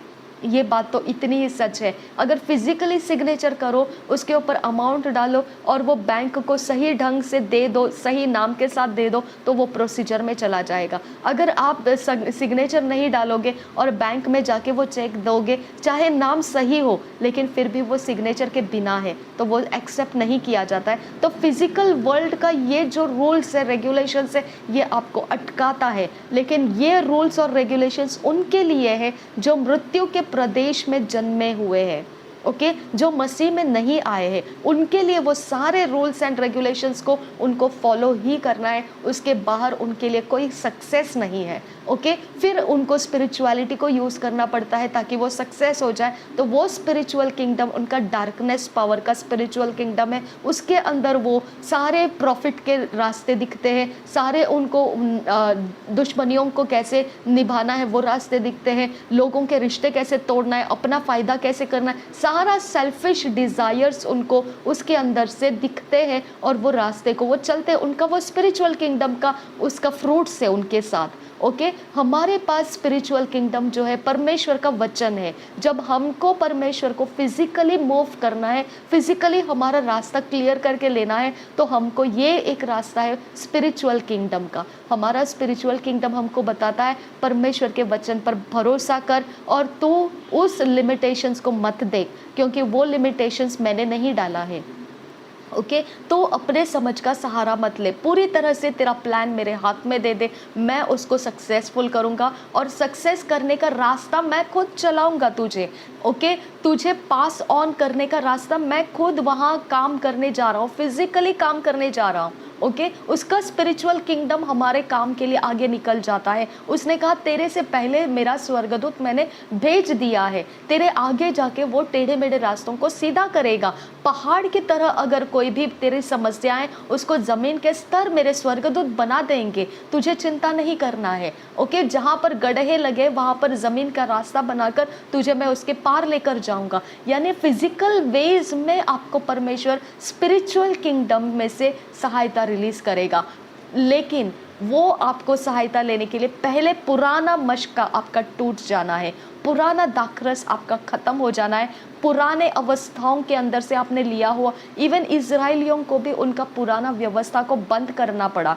ओके, तभी जाके यीशु मसीह को उनको स्वीकार करना ठीक लगेगा, नहीं तो वो पुराने मशके में, पुराने व्यवस्था में यीशु मसीह को देख ही नहीं पाएंगे। ओके, तो उनका भी व्यवस्था तोड़ना पड़ा। हमको अन्य जाति में से बुलाया, हमको भी हमारा पुराना व्यवहार तोड़ना पड़ेगा, पुराने ट्रेडिशंस तोड़ने पड़ेंगे, पुराने भरोसे तोड़ने पड़ेंगे। नहीं तो अगर हम संकट में फंसेंगे ना, तो परमेश्वर बोलेगा जाओ, तुम्हारे पुराने आइडल्स जो थे, जिनके तुम मानते थे, जो समय को समझ कर तुमने काम करते थे, वही समय के अंदर तुम्हारा कोई तो गुजारा देख लो, मेरे पास तुम्हारे लिए रास्ता नहीं है। ओके, क्योंकि तुम्हारा भरोसा उन चीज़ों के ऊपर है जो मेरे साथ जुड़ती नहीं है। अधर्म की चीज़ों में तुम्हारा भरोसा है, मेरे साथ अधर्म जुड़ता नहीं है। ओके, तो हम खुद के बैरी बन जाते हैं, हमारे खुद के सेल्फ को डरते हैं, हम खुद के नुकसान होने नहीं देना चाहते, हम खुद के फिजिकल एटमॉस्फेयर को बनाए रखना चाहते, हम खुद के फिजिकल एटमॉस्फेयर में हमारा काम सफल होते हुए देखना चाहते। इसके लिए हम टाइम टू टाइम करते हैं सब कुछ। हाँ, ये टाइम में ये करना ठीक है, वो टाइम में वहाँ नहीं जाना है, ये टाइम में इसको मिलना ठीक है, ये टाइम में कॉन्ट्रैक्ट लेना ठीक है, वो टाइम में बिजनेस स्टार्ट करना ठीक है, ये टाइम में हमारे दुकान की कोई भी चीज़ें खोलना ठीक है, ये टाइम में ये बेचना ठीक है, ये टाइम में ये नहीं करना ठीक है। तो ठीक है, उस सारी चीज़ों को ही आप करते रहोगे, वो सारा पुराना मशका है और उसके पीछे आइडल्स है, उसके पीछे स्पिरिचुअल किंगडम है। वो फॉलो करके उनके डेस्टिनीज आप लेंगे तो परमेश्वर वहाँ एब्सेंट है। ओके, परमेश्वर वहाँ कंप्लीटली एब्सेंट है। वो फिजिकल की दुनिया का फ्रूट्स लेके आप परमेश्वर करते बैठो, लेकिन वो फिजिकल में आपका परमेश्वर उन फ्रूट्स के अंदर नहीं है। ओके, परमेश्वर सिर्फ वहाँ पर है जहाँ पर परमेश्वर उसके तह, उसके वचन के फाउंडेशन से जो भी होता है, परमेश्वर उसमें प्रेजेंट है। ओके, उसके द्वारा वो सब कुछ करता है। हमको वो सारा चीज़ आज सीखना बहुत ज़रूरी है, क्योंकि हम ये डिफिटेड ज़िंदगी, मसीही ज़िंदगी नहीं बोल सकते हैं। हमारा फिज़िकल लाइफ का भी सारा रिलेशन, सारा काम, सारी योजनाएं, सब कुछ हमको मसीह के नया सृष्टि जानते हुए अपने अंदर से पुराना मशका तोड़कर, हमको पुराने भरोसे को उखाड़ कर हमको वो ही स्ट्रॉन्ग होल्ड बोला है। कल मैंने पढ़ाया ना आपको, पास्टर क्रिस सिखा रहे थे कि जो दूसरे कोरिन्थियों के 10 अध्याय के 5 वचन में कि गढ़ों को ढा देने वाला हथियार, सामर्थी परमेश्वर का हथियार हमारे पास है। तो वो गढ़ों को, कौन से गढ़ों को? यही गढ़ों को जो हमको भरोसा नहीं करने देता है।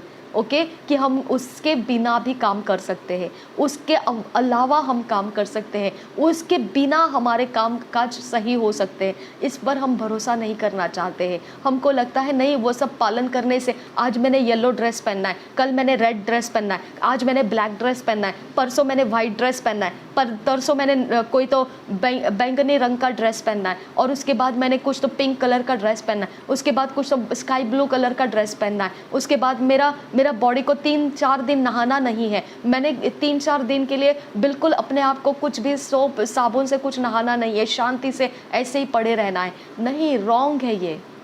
ओके, ये सारी चीज़ें रॉन्ग है, ये पुराना मशका है। ओके, ये पुराना मशका का व्यवहार आप मसीह किंगडम में नहीं चला सकते हैं। ओके, मसीह किंगडम में नया मशका आपको मिला है, नया दाखरस से, नया इंस्ट्रक्शन से, और नया स्पिरिचुअलिटी है। ओके, नया स्पिरिचुअलिटी है, नया स्पिरिचुअल किंगडम का स्पिरिट्स अवेलेबल है, नया स्पिरिचुअल किंगडम का एंजल्स अवेलेबल है। आपको यहाँ पे जो अवस्था है, व्यवस्था है, उसको पालन करना है, जो मसीह में हमको बोला गया वो हमको करना है, तब जाके वो स्पिरिचुअल किंगडम परमेश्वर की ओर से हमारा फिजिकल में मैनिफेस्टेशंस दिखाएगी। ओके, हम फिजिकल में मैनिफेस्ट होते हैं, हमारे समझ में से नहीं, हमारे ज्ञान बुद्धि में से नहीं, हमको पर्दा हटाया गया हमारी आंखों से और हम परमेश्वर को समझने लगे। वो प्रूफ देता है कि परमेश्वर के स्पिरिचुअल किंगडम अब हमें बैकिंग करने लगे हैं। ठीक है, आपको ये बात बहुत गहराई में पकड़ना है, इस बात को मरते दम तक नहीं भूलना है। मैं आपको पूरे दिलो जान से खुल के मैं आपको बोल रही हूँ, ये फाउंडेशन अगर आपने छोड़ दिया, आपकी दुनिया ना घर की ना घाट की रहेगी। मैं आपको गारंटेडली बोलती हूँ, क्योंकि वचन ऐसा ही है। वो कहता है अगर चट्टान पर तुमने घर बांधा है, वो घर कभी नहीं डिगेगा, नहीं गिरेगा। जो लहरें टकराएगी उसके साथ, उसका दम टूट जाएगा, लेकिन वो घर कभी नहीं डिगेगा। वो विश्वास, वो आत्मा का स्पिरिचुअल किंगडम आपके साथ है, परमेश्वर का आपकी ओर से बैकिंग में है। ओके, तो आपको टकराने वाली अवस्थाएं बहुत सारे दिखेंगे। प्रभु यीशु ने बोला है कि इस पृथ्वी के ऊपर आपको बहुत सारा क्लेश मिलेगा, लेकिन हियाव मत छोड़ो, धैर्य बांधो अपने अंदर से। ओके, यहोशू को भी परमेश्वर ने बोला हियाव बांध, तो मनुष्य को चेहरों को देख के डर मत। ओके, यिर्मयाह को भी बोला तू मनुष्यों को देख के डर मत, तू भविष्यवाणी कर। ओके, तो इसका मतलब मृत्यु का प्रदेश डराता है हमको। ओके, मृत्यु का प्रदेश कॉम्प्रोमाइज कराता है हमको, हमारे दर्शन से हमको छुड़वाता है। ओके, हमारा परमेश्वर से हम जो ले रहे उससे हमको अलग कर देता है। ओके, क्योंकि हमको मृत्यु का प्रदेश प्रेशर में डाल देता है। ओके, स्ट्रेस में डाल देता है, बीमारियों में डाल देता है। अगर हम उसका विरोध करके, रेजिस्ट करके हम आगे निकलने की कोशिश करेंगे, उसके अटकाव भी हमको उतने ही ज़्यादा आते हैं। लेकिन प्रभु यीशु ने कहा डोंट वरी, मैंने जगत को जीत लिया है। इसका मतलब मृत्यु के प्रदेश के पार मैं हो चुका हूँ और तुमको भी मैं पार खींचता हुआ लेकर जाऊंगा। तुमको उन सारी चीज़ों को देखकर बैठना नहीं है कि कॉम्प्रोमाइज़ में ही अब मेरा जीवन जाएगा, बस मैं तो बस जी रही हूँ, बस और क्या है, ये फॉल्स स्टेटमेंट करना बंद करना है। ओके, मैं तो बस मुर्दों की तरह जीते जा रही हूँ, बस मेरा तो कुछ है नहीं ऐसा, मेरा तो कुछ सफल नहीं हो रहा है, मेरा शरीर में कोई चेंजेस नहीं आ रहा है, मेरी बीमारी कोई ठीक नहीं दिख रही है, मेरा कोई सफलता मुझे दिख नहीं रहा है, मेरा जो डिमांड से वो तो पूरा नहीं हो रहा है, मुझे जो चाहिए वो तो दिख नहीं रहा है, मुझे जो फेवर चाहिए वो फेवर आ नहीं रहा है। तो ये सारी मृत्यु के प्रदेश के अंदर का आप स्टेटमेंट्स रिलीज कर रहे हैं। ओके, मृत्यु का प्रदेश में ये सारी स्टेटमेंट्स है, परमेश्वर के प्रदेश में ये नहीं है। ओके, तो आप पुराना मशका में से लेकर नए मशके के अंदर आप उसको लेकर बैठेंगे, ना घर के रहेंगे ना घाट के रहेंगे, वेवरिंग रहेंगे, ना यहाँ के ना वहाँ के, कुछ भी प्राप्त नहीं करेंगे। इसके बदले में और एक्स्ट्रा चीज़ आपको मिलेगी, रगड़े झगड़े हो जाएंगे, फ्रस्ट्रेशंस आ जाएगा आपके अंदर। ओके, क्योंकि ये ग्राउंड फ्रस्ट्रेशन को इनवाइट करता है, रगड़े झगड़े को इनवाइट करता है, विवादों को इनवाइट करता है, बहसबाजी को इनवाइट करता है, गाली गलौज को इनवाइट करता है, गुस्सेबारी को इनवाइट करता है। ओके, ये ग्राउंड फ्लरिश होता है उन सारे नेगेटिविटी में। ओके, तो इस कारण आपका लाइफ फिर ना यहाँ का ना वहाँ का, ना परमेश्वर के शांति को समझ पाता है और ना बाहर की दुनिया में कुछ सफलता को देख पाता है। और फिर आपको शर्मिंदगी फील होती है, मैं कैसे हूँ। ओके, दुनिया मुझे देख रही है, मैं कैसा हूँ, दुनिया मेरी परख कर रही है, मेरा तो कहीं कुछ बन नहीं रहा है। कैसे क्या नहीं बन रहा है? क्योंकि आपका फाउंडेशन गढ़ जो है वो अभी भी पुराने मशकों में से ही उमड़ कर आता है। ओके, आपका गढ़ समय समय पर पुराना मशका में से ही इस्तेमाल करता है, तो आप कहीं के नहीं रहेंगे, क्योंकि आप बोलते तो हो मैं मसीह हूँ, लेकिन आपका रिजल्ट्स मैनिफेस्टेशन में दिखता है, आपके शब्दों में से आप बयान करते हैं निगेटिविटी को। इसका मतलब आपका पुराना थॉट्स, पुराना थिंकिंग, पुराने ट्रेडिशंस, पुराना विश्वास टूटा नहीं है अभी तक, उसमें से टूटना है आपको, कंप्लीटली टूट जाना है। उसको बोलते हैं गढ़ों को ढा देने वाला सामर्थ्य हथियार परमेश्वर का वचन है। ओके, जो मांस और लहू से नहीं बनाया है, जो मनुष्य की बुद्धि चलना से नहीं बनाया है, परमेश्वर का वचन मनुष्य ने नहीं बनाया है। ओके, परमेश्वर ऐसा है, परमेश्वर वैसा है, परमेश्वर ये करता है, परमेश्वर वो करता है, मनुष्य ने नहीं बनाया है वो। परमेश्वर का वचन परमेश्वर खुद का बोला हुआ शब्द है। ओके, वो शब्द को हम वेपन्स बोल के हमारे लाइफ में स्पिरिचुअलिटी को, स्पिरिचुअल किंगडम को हम एक्सेस करते हैं। ओके, वो वचन हमारा स्पिरिचुअल किंगडम को कांटेक्ट पॉइंट करता है। ओके, इसके लिए पवित्र आत्मा को हमारे पास दिया गया है। वो पवित्र आत्मा हमको परमेश्वर के वचन सिखाता है। ओके, उसको इसीलिए खास तरीके से दिया है कि हम उसके द्वारा वचन को समझेंगे। इसका मतलब हमारा आंखों का पर्दा उठ जाएगा, हम वचन के द्वारा देख पाएंगे, हम वचन के द्वारा समझ पाएंगे, हम वचन के पीछे चलते जाएंगे, उसके सारी बातें हमको समझाता जाएगा। इसके लिए आप प्रचार के वीडियोस को यूट्यूब में खोलते हैं, इसके लिए आप उसके पीछे पीछे पीछे पीछे दौड़ते हैं, ये प्रचार को सुनते हैं, वो प्रचार को सुनते हैं, ये प्रचार को सुनते हैं, वो प्रचार को सुनते हैं, ये टॉपिक को स्टडी करते हैं, वो टॉपिक को स्टडी करते हैं, ये स्टोर करके रखते हैं, ये प्लेलिस्ट में डाल के रखते हैं, सेव टू प्लेलिस्ट। आप देखोगे थाउजेंड्स ऑफ पीपल ने, लैक्स ऑफ पीपल में सेव टू प्लेलिस्ट में अपने अपने हिसाब से जो ज़रूरी लगता है वो सारे प्रचार को स्टोर करके रखा है। ज़रूरत पड़ने पर वो उनको यूज़ करेंगे। क्या कारण है? ये रास्ता है, ये सीक्रेट है, ये परमेश्वर का स्पिरिचुअल किंगडम इसके अंदर से आपके साथ कोऑपरेट कर रहा होता है।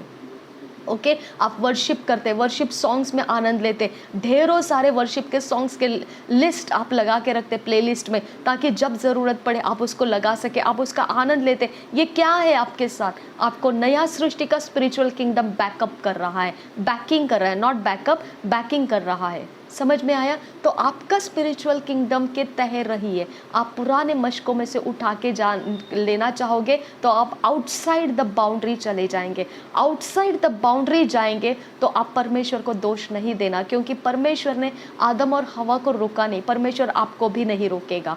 ओके, पवित्र आत्मा हमको मिला है, वो पूरी सच्चाई देता है हमको पूरा सच्चाई है उसके अंदर, पूरा A to Z जो भी है सब कुछ हमको उसके अंदर मिलता है। 0 to infinity सब कुछ हमको उसके अंदर मिलता है। आपको कुछ भी पालन करने का ज़रूरत नहीं है, बाहर दुनिया के वर्ल्ड के अंदर का कोई भी टाइम आपको पालन करने का ज़रूरत नहीं है, कोई भी रिचुअल्स आपको पालन करने का ज़रूरत नहीं है, कोई भी रीति रिवाज ट्रेडिशंस आपको अपने पीढ़ी के अंदर से, अपने अभी वंश जो चल रहे हैं उनको सिखाने का ज़रूरत नहीं है। आप खुल जाओ वो बंधनों में से, वो आज़ाद हो जाओ उसमें से, वो गढ़ों को आप वचन के द्वारा तोड़ते जाओ।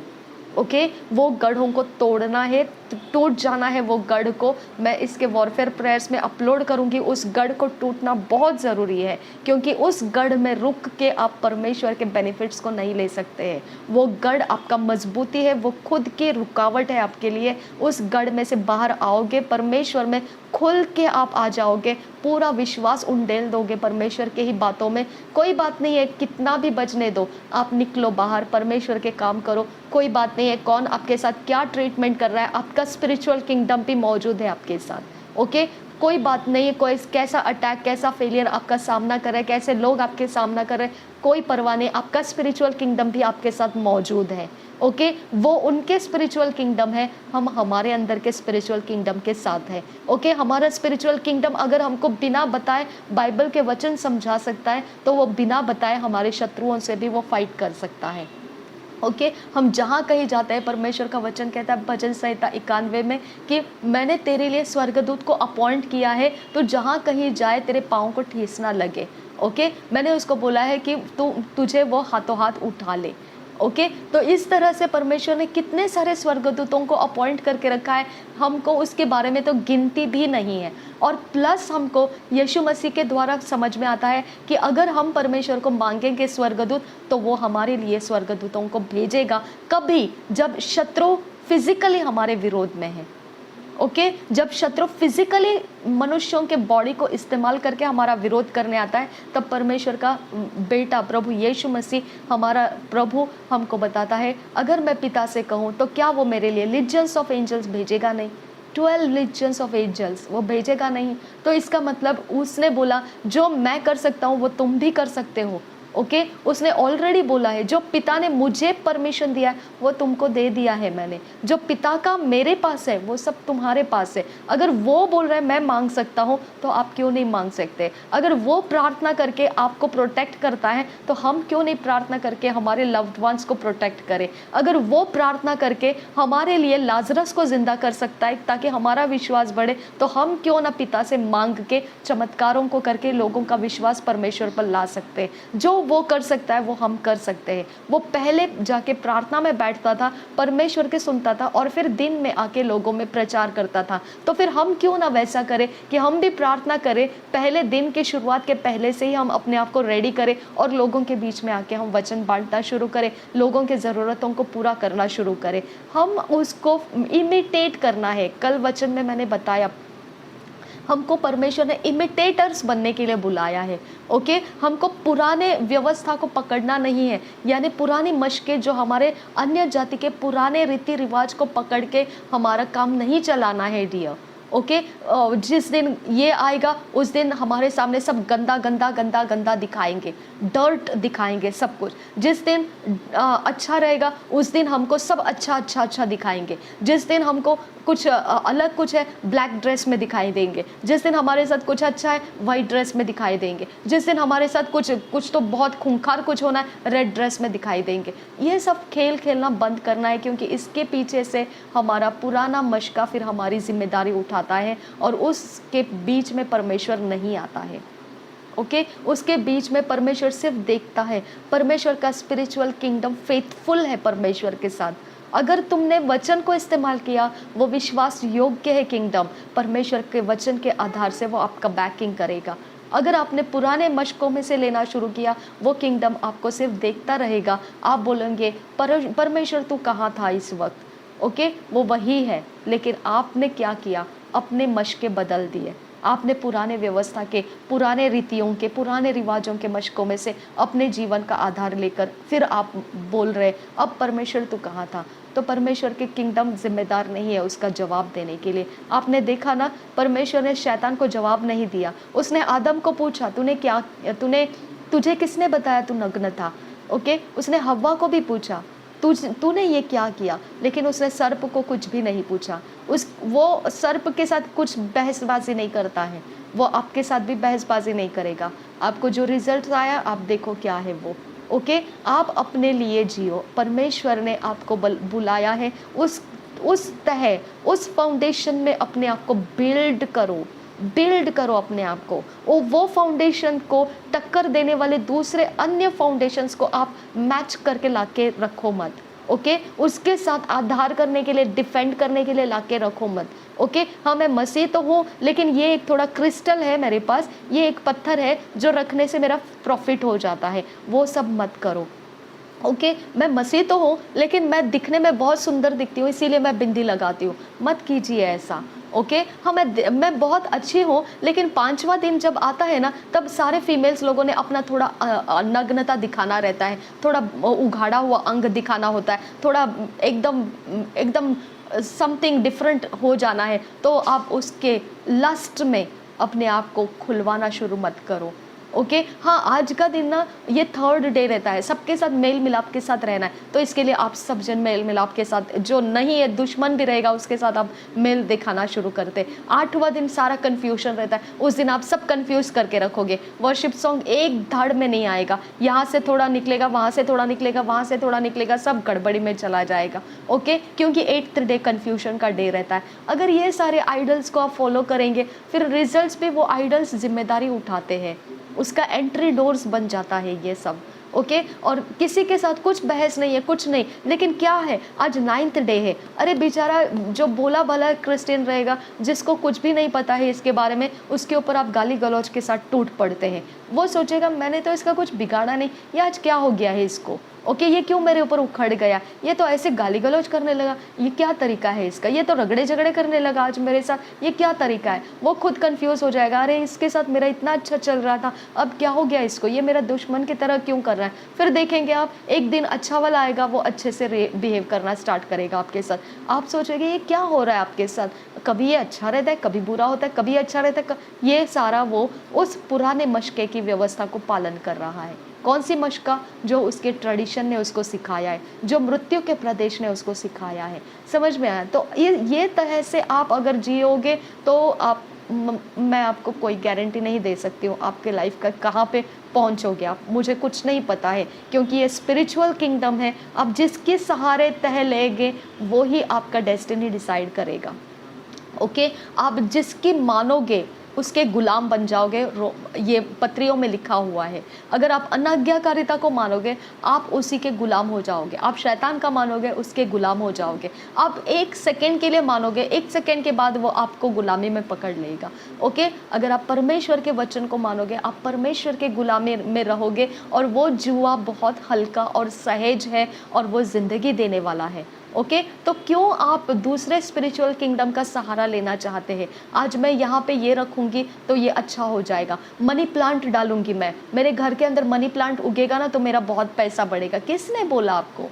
ओके, वो मशका बता रहा है आपको, जो पुराने वक्त में ट्रेडिशन में किया गया है। आजकल वो कोई अलग अलग से कोई पुतले आते हैं, वो घर में रखने से बहुत ज़्यादा पैसा खींच लेता है। वो किसने बोला, पुराने मशकों के किंगडम ने बोला। मसीहों के घर में भी ये सब दिखाई देता है, फिश पॉन्ड्स। ओके, कोई चीज़ है, ऐसी चीज़ है जहाँ से बहुत सारा धन संपत्ति आता है। ऐसे आप अपने लिए कलेक्शंस करोगे तो आपको बिहाइंड द सीन आपका मोटिव परमेश्वर देखता है। ओके, अगर आपका मोटिव, आपकी जानकारी इसके अंदर है कि अगर मैं फिश पॉन्ड रखूं तो मरीन किंगडम का सहारा मुझे मिलेगा, तो यहाँ पे आपको समझ जाना है, तो मरीन किंगडम के स्पिरिट्स के डेस्टिनीज भी आपको मिलेंगे।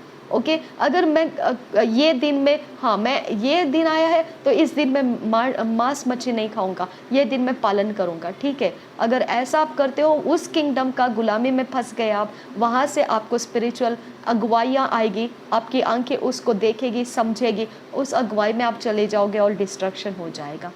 ओके, यानी आपका कुछ फेल हो जाएगा, कुछ डिस्ट्रॉय हो जाएगा, ठीक है। तो आपको ये बहुत सही ढंग से समझना है, लाइफ इज़ स्पिरिचुअल। ओके, इसके बीच में आपको कोई दूसरा जानकारी नहीं मिलेगा। Life is spiritual, the last thing, life is spiritual. या तो आप वो नाशवंत चीज़ों में से आप अपने ज़िंदगी का समय के लिए, टेम्पररी माहौल के लिए आप उसका जोड़ लगा लो, या फिर आप परमानेंट माहौल के लिए परमेश्वर के तह आकर सिर्फ परमेश्वर के वचन का सहारा लो। ओके, फिजिकल मैनिफेस्टेशन कहीं नहीं जाएगा। स्पिरिचुअल किंगडम फेथफुल है परमेश्वर के लिए। वो आपके वचन का मोटिव देखता है कि आपने वचन को यूज़ किया है आपके मोटिव्स को पूरा करने के लिए। वो मोटिव देखता है, परमेश्वर के वचन पर आपने ध्यान रखा है और आप वो काम करना चाहते हैं, वो काम सफल करना चाहते हैं, तो वो मोटिव को परमेश्वर विश्वास योग्यता से वचन के आधार से पूरा करके देता है। ओके, आपको ये बातों के ऊपर ध्यान रखना है कि आपको परमेश्वर का आत्मा मोटिव्स देता है। परमेश्वर के वचन आपको मोटिव्स के बारे में सिखाते हैं, कौन से मोटिव्स आपको कैसे रखना है। अगर आप परमेश्वर का वचन अपने हृदय में रखे हैं तो बैड मोटिव्स के साथ आप परमेश्वर के वचन का इस्तेमाल नहीं करोगे। ओके, कोई भी आप अफरातफरी के लिए यूज़ नहीं करेंगे, मतलब किसी का भी चोरी नाश घात करने के लिए आप यूज़ नहीं करेंगे। आप यूज़ करोगे अपना जो काम है उसके लिए, और जब परमेश्वर उस काम के लिए यूज़ करता है आपको कभी भी दूसरों का नुकसान करके वो उसका फ़ायदा करा के नहीं देगा। ओके, वो दूसरों का नुकसान नहीं करता है, वो दूसरों को भी उतना ही ब्लेस्ड करता है। लेकिन आपको ये बात याद रखना है, जब इज़राइल लोगों ने मांगा था कि मुझे ये चाहिए, हम लोग तो मिस्र में इतना अच्छा सब लहसुन प्याज सब खाते थे, मांस मच्छी खाते थे, हम लोग इतना अच्छा पकाते थे, यहाँ तो कुछ भी नहीं मिल रहा है हमको। तो परमेश्वर ने उनकी डिज़ायर को पूरा किया, लेकिन साथ में उनको नाश भी कर दिया। ओके, तो कुछ डिज़ायर्स आपको ध्यान रखना है। अगर आप पवित्र आत्मा में भरे हुए हो, परमेश्वर के आत्मा की अगुवाई में चलते हो, कोई भी प्रकार का आप ऐसा जो पुराने मशके जिसको ट्रेडिशंस कहा जाता है उसके अंदर से आप कुछ नहीं लेते हो, अपने अंदर से आप परमेश्वर के साथ संगति में चलते रहते हो, तो निश्चित रहो कि आपके अंदर परमेश्वर का आत्मा आपको बताएगा और आप वचन के द्वारा वो मांगोगे और परमेश्वर उसे पूरा करेगा। क्योंकि सुलेमान को परमेश्वर के आत्मा ने बताया था क्या मांगना है और उसने वही मांगा और परमेश्वर उसको पूरा करके दिया एंड एडिशन में उसको प्रॉस्पेरिटी भी दिया। ओके, तो ज्ञान बुद्धि के साथ साथ उसको एबंडेंस ऑफ प्रॉस्पेरिटी में बढ़ाया। ठीक है, तो इस तरह से परमेश्वर का आत्मा जिम्मेदारी उठाता है। हमने परमेश्वर के आत्मा के द्वारा क्या मांगना है, क्या सुनना है, क्या चाहना है, वो बताता है हमको। ओके, हमारा फ्लैश जो चाहता है वो नहीं, परमेश्वर का आत्मा अगुवाई करता है, अगर हम कंटिन्यू परमेश्वर के संगति में रहने वाले लोग हैं तो। ठीक है, इस बात को आपने आज अच्छे से समझ लेना है। ये स्पिरिचुअल किंगडम की बातें हैं। जो घर चट्टान पे बांधा जाता है उसको भी लहरें टकराती है, वो बचता नहीं है लहरों से। ओके, वो सामना करता है, लहरें टकराती है, वो सामना करता है, लहरें टकराती है। क्यों टकराती है? उसको तोड़ने के लिए टकराती है वो। ओके, क्योंकि उसके अंदर ताकत है। ओके, वो ताकत दूसरी ताकत को तोड़ने के लिए फाइट करती है। ओके, ठीक है, फाइट करो, कोई बात नहीं है, सामना करो, कोई बात नहीं है, लेकिन वो टूटता ही नहीं है। जो चट्टान पे बंधा हुआ घर है वो टूटता नहीं है। हालेलुया। तो शक्तियाँ आपके ऊपर अटैक करती है लेकिन आप टूटोगे नहीं। परमेश्वर आपके अंदर का भरोसा है, परमेश्वर का वचन आपकी स्थिरता है। ओके, तो आपकी स्थिरता, आपका वचन जो परमेश्वर का आपके अंदर भरा हुआ है वो आपकी मजबूती है। आपका बाहर का एटमॉस्फेयर कोई भी तरह से आने दो, किसी भी प्रकार का आने दो, आपको फर्क नहीं पड़ता है, वो टकराएगा। परमेश्वर ने बोला है क्लियरली, क्लेश रहेंगे लेकिन डरो मत, मैंने जगत को जीत लिया है। यानी उनके ताकतों को गिराने वाला स्पिरिचुअल किंगडम अब आ चुका है। ओके, अब हमारी तरफ से वो फाइट करने शुरू कर दिया है। तो आपको दिखे या नहीं दिखे, आपका स्पिरिचुअल किंगडम परमेश्वर की ओर से शुरू हो चुका है। ठीक है, ये बात को आप पकड़ लीजिए।